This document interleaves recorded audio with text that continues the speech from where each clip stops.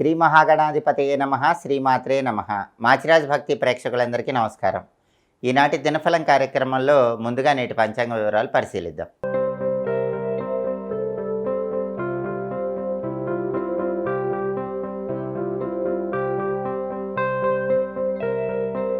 September 22 ఆదివారం దినఫలాన్ని పరిశీలిస్తే పంచమి తిథి మధ్యాహ్నం 3:44 వరకు ఉంది. ఆ తర్వాత షష్ఠి తిథి వచ్చింది.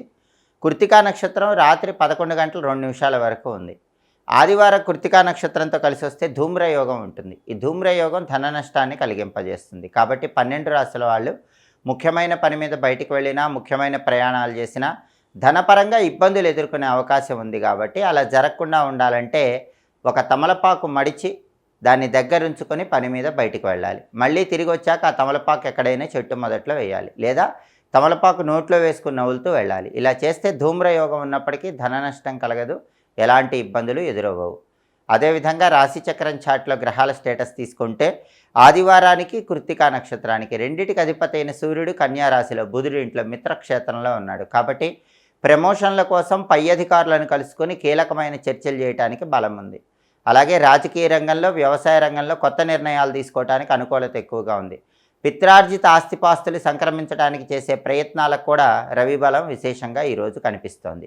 అదేవిధంగా నక్షత్ర బలాన్ని బట్టి కొన్ని ముఖ్యమైన పనులు చేసుకోవచ్చు. ప్రధానంగా ఈరోజు కృత్తికా నక్షత్రం ఉంది. కృత్తికా నక్షత్ర బలాన్ని బట్టి హోమాలు చేయించుకోవటానికి అనుకూలం. జాతక దోషాలు పోగొట్టుకోవటానికి చక్కటి హోమాలు నిర్వహించుకోవచ్చు. అదేవిధంగా ఆపరేషన్లు చేయించుకోవటానికి కృత్తికా నక్షత్ర బలం అనుకూలిస్తుంది.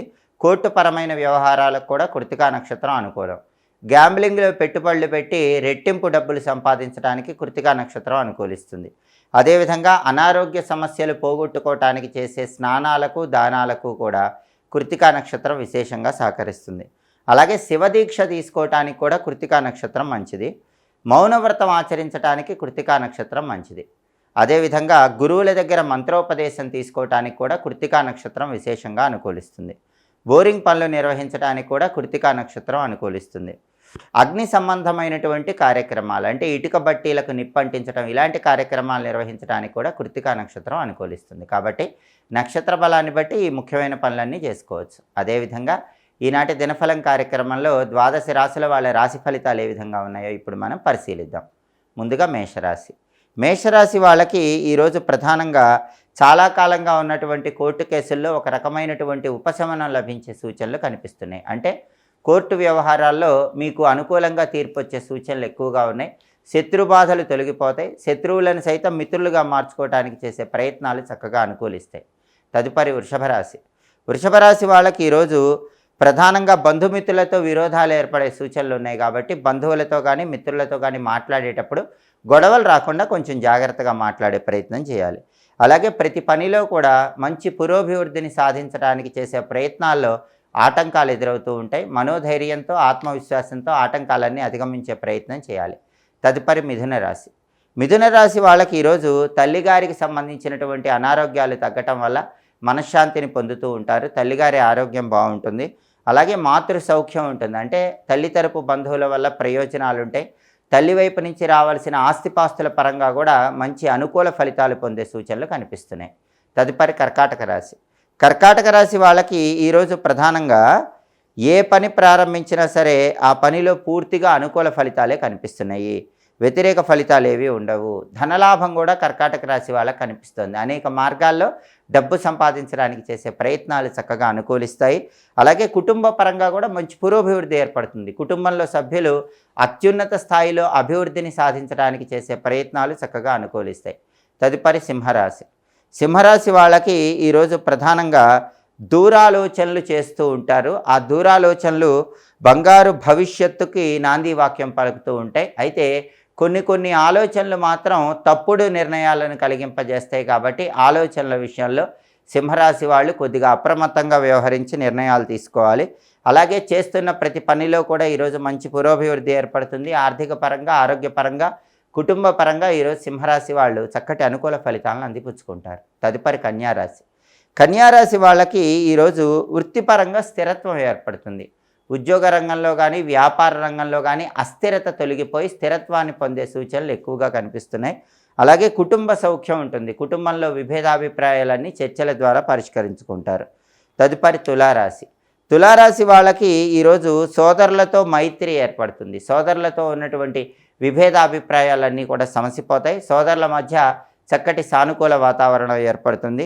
అలాగే ప్రతి సమస్యకు కూడా ఒక చక్కటి పరిష్కార మార్గం లభించడం వల్ల మంచి అత్యున్నత స్థాయిలో జీవితంలో ముందడుగు వేయగలుగుతారు. తద్వారా ఆర్థిక, ఆరోగ్య, కుటుంబ వ్యవహారాల్లో తులారాశి వాళ్ళు చక్కటి అనుకూల ఫలితాలు అందిపుచ్చుకోగలుగుతారు. తదుపరి వృశ్చిక రాశి. వృశ్చిక రాశి వాళ్ళకి ఈరోజు ప్రధానంగా మానసికంగా ఆందోళన కలిగేటటువంటి సూచనలు కనిపిస్తున్నాయి. కాబట్టి సాధ్యమైనంత వరకు ఆందోళన తగ్గించుకోండి. మనస్సును స్థిరంగా ఉంచుకునే ప్రయత్నం చేయండి. అలాగే ధనపరంగా నష్టం సంభవించే సూచనలు ఉన్నాయి కాబట్టి ధనాన్ని ఖర్చు పెట్టేటప్పుడు 1కి 10 సార్లు ఆలోచించి జాగ్రత్తగా ధనాన్ని ఖర్చు చేయాలి. తదుపరి ధనుస్సు రాశి. ధనుస్సు రాశి వాళ్ళకి ఈరోజు ప్రధానంగా అనారోగ్య భావనలు వెంటాడుతూ ఉంటాయి. కాబట్టి వేళకు ఆహారాన్ని స్వీకరించడం, సరైన సమయానికి నిద్రించడం మంచిది. గ్యాస్ట్రిక్ ట్రబుల్ లాంటి సమస్యలు కూడా ఇబ్బంది పెడుతూ ఉంటాయి కాబట్టి జీర్ణ సంబంధమైనటువంటి అనారోగ్య సమస్యలు రాకుండా తగినంత అప్రమత్తంగా వ్యవహరించాలి. తదుపరి మకర రాశి. మకర రాశి వాళ్ళకి ఈరోజు బంధుమిత్రులతో గొడవలయ్యే సూచనలు ఎక్కువగా కనిపిస్తున్నాయి. కాబట్టి బంధువులతో కానీ మిత్రులతో కానీ మాట్లాడేటప్పుడు, వాళ్ళతో వ్యవహరించేటప్పుడు కొద్దిగా అప్రమత్తంగా ఉండటం ఎంతైనా అవసరం. తదుపరి కుంభరాశి. కుంభరాశి వాళ్ళకి ఈరోజు విశేషమైనటువంటి ధనలాభాలు కలిగే సూచనలు ఉన్నాయి. ఆదాయ మార్గాలు పెరుగుతాయి. వృధా ఖర్చులన్నీ తగ్గిపోతాయి. అలాగే కుటుంబ పరంగా కూడా మంచి పురోభివృద్ధి ఏర్పడుతుంది. కుటుంబంలో సభ్యులందరూ అత్యున్నత స్థాయిలో రాణించడానికి చేసే ప్రయత్నాలు చక్కగా అనుకూలిస్తాయి. తదుపరి మీనరాశి. మీనరాశి వాళ్ళకి ఈరోజు విశేషమైనటువంటి ధనలాభం కలిగే సూచనలు కనిపిస్తున్నాయి. అనేక మార్గాల్లో ధనం సంపాదించడానికి చేసే ప్రయత్నాలు చక్కగా అనుకూలిస్తాయి. వ్యాపార పరంగా మంచి పురోభివృద్ధి ఏర్పడుతుంది.